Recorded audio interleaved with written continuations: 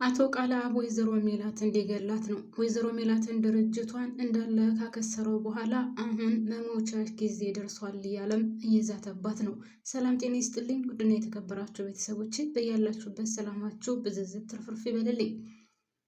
ወደ ቻናሌ ስለመጣችሁ ከልብ አመሰግናለሁ። ለቻናሉ አዲስ ከሆናችሁ ላይክ እና ሰብስክራይብ ማድረጋችሁን አትርሱ። ውድ ቤተሰቦች ነባሮቹ ደግሞ ቪዲዮውን ስትከፍቱ ላይክ ማድረጋችሁን አትርሱ። የምወዷችሁ የማከብሯችሁ እናንተ ስለምታበረታቱኝ ነው እኔም እየሰራው ያለሁትና ቤተሰቦች ፕሊዝ እንደው በተለይ ላይክ ማድረጋችሁን አትርሱ። ወዳችኋለሁ፣ አከብራችኋለሁ።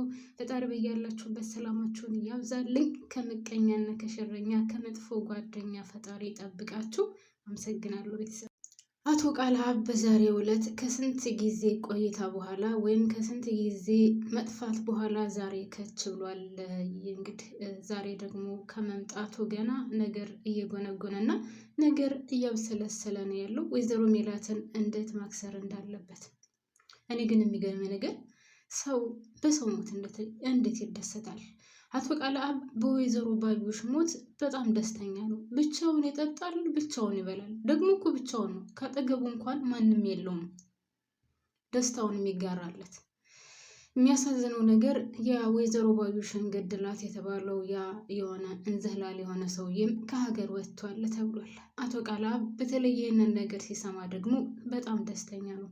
ግን እውነት ከሀገር ወጥቷል አልወጣም የሚለው ነገር ግን ገና እርግጠኛ አይደለም።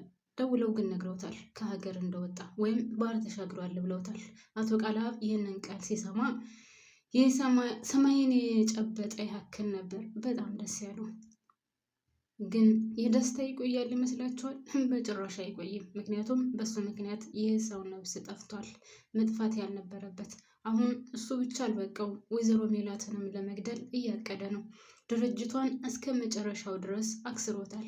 በነገራችን ላይ ወይዘሮ ሜላት አሁን ስለ ባዩሽና ስለ ባዩሽ ጉዳይ ብቻ ነው እያሰበች ያለችው። ሌሊትም ቀንም አቶ መስፍን የሆነ ነገር ሊነግራት ፈልጎ ነበር። ቤተሰብ ሊነግራት የፈለገው እንደው ታውቃላችሁ፣ የድርጅቱን መክሰር ነበር ሊነግራት የነበረው። እሷ ግን በዚህ ሰዓት ምንም ነገር መስማት አልፈልግም ብላለች። ምንም ነገር ማዳመጥም ሆነ መስማት ማየትም ከባዩሽ ውጭ ወይም ከባዩሽ ነገር ውጭ አልፈልግም ብላ ደምድማለች።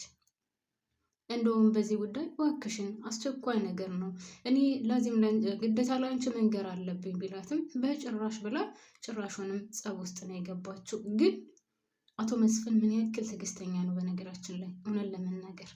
ኦኬ እሷ በጣም ትዕግስት የሚባል ነገር የላትም። ለሱም ታስብለታለች፣ ችግር ውስጥ እንዳይገባ በጣም ትጠነቀቅለታለች። ነገር ግን ምንም ይሆን ወንድ ልጅ ነው፣ የሆነ ነገር ሊያናግራት ፈልጎ እሷ የበላይ ሆና ነው አካኪ ዘራፍ የምትልበት።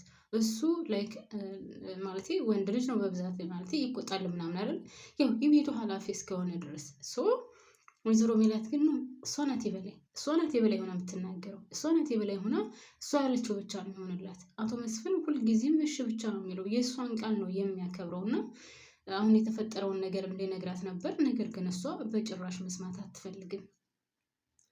ሌላው ተኝታም ተቀምጣም ስለ ወይዘሮ ባዩሽ እና ስለ ወይዘሮ ባዩሽ ብቻ ነው የምታስበው። የሚገርመው ነገር ወደኋላ መለስ ብላ መልካም ሆነው ወይም ሰላም እያሉ ያደርጉት የነበረውን ነገር ሁሉ ነው እያስታወሰች አለችው። ግን እኮ ወይዘሮ ባዩሽ እሷን ህይወቷን ለማጥፋትና አቶ መስፍንን ቀምታ ለራሷ ለማድረግ ከአቶ ቃለአብ ጋር የተስማማች ሴት ናት። ወይዘሮ ሜላት በጣም መልካምና ደግ ስለሆነች እንጂ እውነት ለመናገር ማንኛውም ሰው ቢሆን በወይዘሮ ሜላት ቤተሰብ ላይ ያደረገችውን ድርጊት ማንም ሰው ይረሳል ብዬ አላስብም። እሺ ወይዘሮ ባዩሽ ፈጣሪ ነው የሰጣት እኮ። ትዳርም ቢሆን ከፈጣሪ ነው አይደል ቤተሰብ፣ ልጅም ቢሆን ከፈጣሪ ነው። በቃ ፈጣሪ ካልሰጠን ደግሞ ምንም ማድረግ አንችልም። ግዴታ እንደዛኛው ሰው መሆን የለብንም አይደል። የፈጣሪ ፈቃድ ነው ሁሉም ነገር። ስለዚህ ወይዘሮ ባዩሽ ፈጣሪ አልሰጣትም። ትዳርም ቢሆን መልካም ትዳር አልሰጣትም፣ ልጅም ቢሆን አልሰጣትም። ግን አንዳንድ ጊዜ መልካም ስንሆንና ፈጣሪያችንን በንጹህ ልብ ከለመነው ደግሞ ሁሉንም ማድረግ ለሱ ምንም የሚያቅተው ነገር የለም። ወይዘሮ ባዩሽ ግን ያንን ከማድረግ ይልቅ የወይዘሮ ሜላትን ቤተሰብ ለማጥፋትና አቶ መስፍንን ለራሷ ለማድረግ ነበረ አንድና አንድ አላማዋ። ግን አቶ መስፍንስ ህፃን ልጅ ነው እንዴ? ዝም ብሎ ተጎትቶ የእሷ ይሆናል? ልክ አቶ ቃለ አባላት መሰረትና ወይዘሮ ሜላትን መጉዳት አለብን። ድርጅቷን አክስረን ከዛ በመስፍን እናሳብባለን። በመስፍን ካሳበብን በኋላ ሁለታቸው ይጣላሉ። ሁለታቸው ሲጣሉ ደግሞ አንቺ በመሀል ትገቢና ለራስሽ ታደርጊዋለሽ ነው ያላት።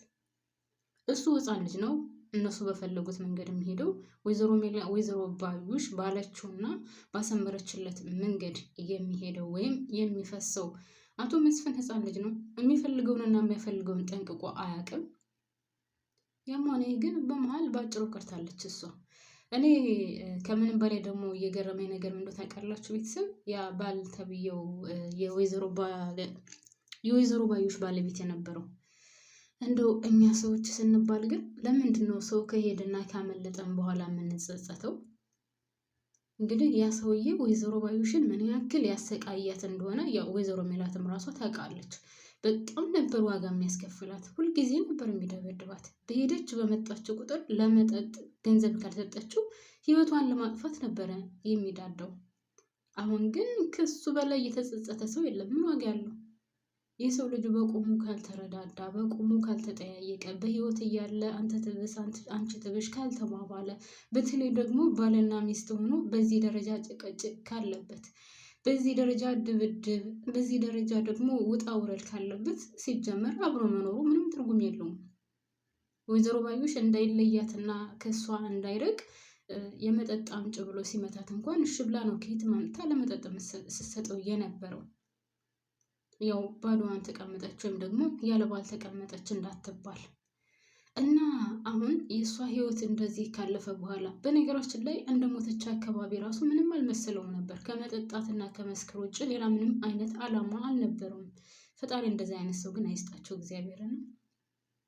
ያኔ እሷ መልካም ናት እያልኩ አይደለም፣ ግን እሷ መልካም ባትሆንም እንኳን ባሏ መልካም ሆኖ ጥሩ አሳቢ፣ ጠንካራ ሰራተኛ ቢሆን ኖሮ ባዩሽን ይቀይራት ነበር። በንጹህ ፍቅር ቢይዛት ቢንከባከባት ፍቅር በደንብ ቢሰጣት ኑሮ እሷ ከወይዘሮ ሜላት ጋር የኔ ያክል ግብግብ አገጥመው ነበር። ወይዘሮ ሜላትን ለመጉዳት ወይም ለወይዘሮ ሜላት መጥፎ ማሰቧን ታቆም ነበር። ምክንያቱም የምትፈልገውን አይነት ፍቅር እየሰጣት ነው። ከአቶ መስፍንም እኮ እሷ ስለምትወደውና ስለምታፈቅረው ምናልባትም እኔ የምፈልገውን አይነት ፍቅር ከሱ አገኛለሁ ብላ ስላሰበች ነው ይህን ቤተሰብ ለመበጥበጥ የሞከረችው እንጂ መቼም የተለየ ነገር አይታበት አይደለም። አሁን ይሄ የሞተው ባሏ አሁን ባል ተብዬው ወይም አብሯት ይኖር የነበረው ሰውዬ አሁን አስፓልት ላይ ቁጭ ብሎ መተከዝ፣ መቆዘም፣ መጸጸት ምናምን ምን ዋጋ ያለው? ለማንም ምንም አይጠቅምም። ያው ትምህርት ነው። መጀመሪያ እንደዚህ ማድረግ አልነበረም፣ ከዛ ካለፈ በኋላ እንደዚህ ነው የሚጸጽተው ምናምን የሚል ትምህርት ለማስተላለፍ ነው። ኦኬ። ነገር ግን መጀመሪያውኑ ቢያንስ እንደው ለወይዘሮ ባዩሽ በዚህ ደረጃ አሁን ከሚጸጸት እንደው ትንሽ እንኳን መልካም ነገር እንኳን አላደረገላትም እኮ። አንዲትም መልካም ነገር ከሱ የምታውቀው ነገር የለም። ከመደብደብ፣ ከመሰቃየት፣ ከመሰደብ ውጭ ከዚህ ሰውዬ ምንም ያገኘችው ነገር አልነበረም።